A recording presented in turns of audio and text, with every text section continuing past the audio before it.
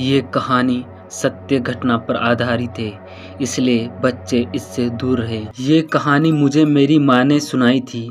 मेरी माँ एक छोटे शहर से संबंधित रखती थी और ऐसा माना जाता है कि उस गांव में कुछ बुरी शक्तियां वास करती है। ऐसी ही एक बुरी आत्मा का सामना हुआ मेरे नाना जी का।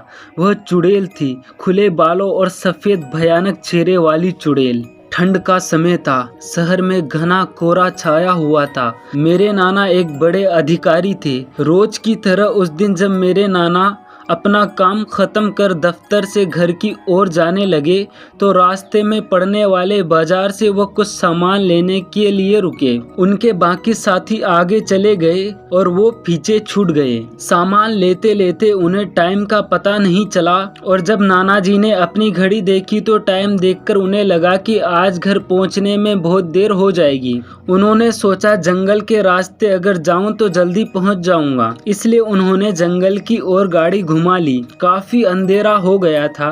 नाना जी तेज गति के साथ गाड़ी चला रहे थे, लेकिन उनकी गाड़ी के आगे एक औरत आ गई।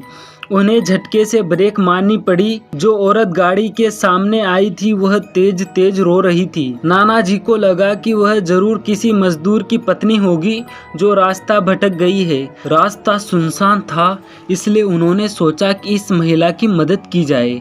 उन्होंने उस औरत से पूछा कि वह अकेले क्या कर रही है। उसने कोई जवाब नहीं दिया और जोर जोर से रोने लगी। ऐसा लग रहा था मानो सारा जंगल उसकी आवाज से गूंज रहा हो।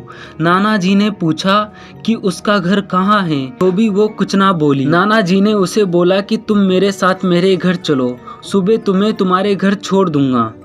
वह नाना जी के साथ चलने के लिए तैयार हो गई और गाड़ी के पीछे वाली सीट पर बैठ गई। रीति रिवाज के कारण उसने अपने सिर पर घूंघट डाल रखा था, जिसकी वजह से उसका चेहरा छिपा हुआ था। घर पर सब नाना जी का इंतजार कर रहे थे। जैसे ही गाड़ी की आवाज आई सब भागकर इकट्ठा हो गए। जब उस महिला के बारे में घर में पूछा गया तो नाना जी ने सारी कहानी बताई। नाना जी ने कहा आज खाना यही बना देगी, लेकिन मेरी माँ को उस महिला पर शक था। उन्हें लगा कि यह कोई चोर है जो घर का सामान चुराकर भाग जाएगी। माँ ने उसे रसोई में जाकर खाना बनाने को कहा। वह बिना कोई जवाब दिए वहाँ से चली गई। रसोई में से अजीब सी आवाजें आ रही थी। रसोई में सारा सामान रखवाकर मेरी माँ ने उसे कहा कि सब भूखे हैं, इसलिए खाना जल्दी बना देना। उसे रसोई में भेज दिया, लेकिन माँ का मन अभी भी शांत नहीं हुआ। 10 मिनट बाद माँ रसोई में पहुंची तो देखा अभी वह थैले से मछलियाँ निकाल रही थी। यह देखकर माँ को गुस्सा आ गया। उन्होंने उससे बोला कि अभी तक तुमने खाना बनाना शुरू नहीं किया, कब बनेगा और कब हम खाएंगे। उस महिला का चेहरा अभी भी ढका हुआ था, इसलिए किसी ने उसका चेहरा नहीं देखा था। माँ उसका चेहरा देखने की कोशिश कर रही थी, लेकिन उन्हें उसकी एक झलक भी दिखाई नहीं दी। माँ ने कहा कोई जरूरत हो तो बुला लेना, लेकिन फिर भी वह कुछ नहीं बोली। उन्हें लगा कि शायद अनजान लोगों से डर रही होगी। माँ रसोई से चली गई, लेकिन जब 10 मिनट बाद फिर वो वापस आई तो रसोई का दृश्य देखकर माँ डर गई। उनके पैर जैसे वहीं जम गए। उनके गले की आवाज नहीं निकल रही थी। उन्होंने देखा वो औरत रसोई के स्लैब पर बैठकर कच्ची मछलियां खा रही थी। सारी रसोई में हड्डियां और मांस के टुकड़े बिखरे पड़े थे। उसके सिर का घूंघट भी उतरा हुआ था। उसका चेहरा बेहद खौफनाक था। बाल बहुत बड़े और नाखून एकदम काले। वह मछलियां खाने में मगन थी, इसलिए उसका ध्यान माँ पर नहीं गया। माँ चिल्लाई नहीं क्योंकि वो और ज्यादा खतरनाक ना हो जाए। माँ ने एक थाल उठाया और वह चूल्हे में से जलता हुआ कोयला उठाकर उसकी तरफ दौड़ी। कोयला उस चुड़ैल पर फेंक दिया।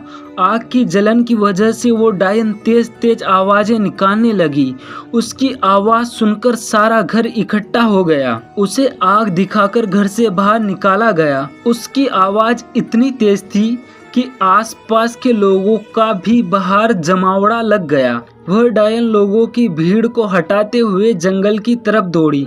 सारे लोग डर के मारे कांप रहे थे और मेरी माँ की हिम्मत की दाद भी दे रहे थे कि अगर उन्होंने सही समय पर कोयले से उस डायन को भगाया नहीं होता तो ना जाने क्या हो जाता।